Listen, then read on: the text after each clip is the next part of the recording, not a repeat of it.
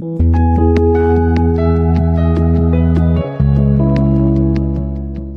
మూలం ఇదం జగత్ అన్న నానుడి అందరికీ తెలిసిందే. మనిషి మనుగడలో డబ్బు ప్రధాన పాత్ర వహిస్తుంది. అందుకే పురుషులు, స్త్రీలు ఉదయం లేచింది మొదలుకొని నిర్విరామంగా పనిచేస్తూనే ఉంటారు.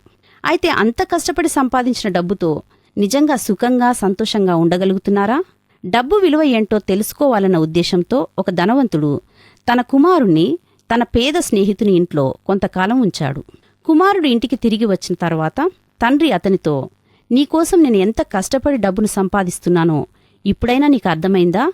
మనకున్న సిరి సంపదలను బట్టి నువ్వు కృతజ్ఞత కలిగి ఉండాలి అని చెప్పాడు.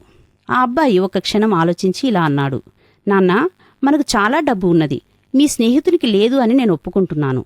కాని వారికి ఉన్న విలువైనదొకటి మనకు లేదు. అదే ప్రేమ. మీ స్నేహితుని ఇంట్లో ఒకరితో ఒకరు గడపడానికి సమయం ఉంది. వాళ్ళు కలిసి మాట్లాడుకుంటారు, సమస్యలను పంచుకుంటారు, ఒకరినొకరు ప్రోత్సహించుకుంటారు అన్నాడు. ప్రేమగల చోట ఆకుకూరల భోజనం తినడం మేలు అని బైబిల్ కూడా చెబుతున్నది. డబ్బుతో కొనలేనిది ప్రేమ. కాబట్టి కుటుంబంలోని ప్రతి ఒక్కరిని ప్రేమిద్దాం. వారి కోసం కొంత సమయాన్ని వెచ్చిద్దాం. ప్రేమతో వారిని సంపాదించుకుందాం.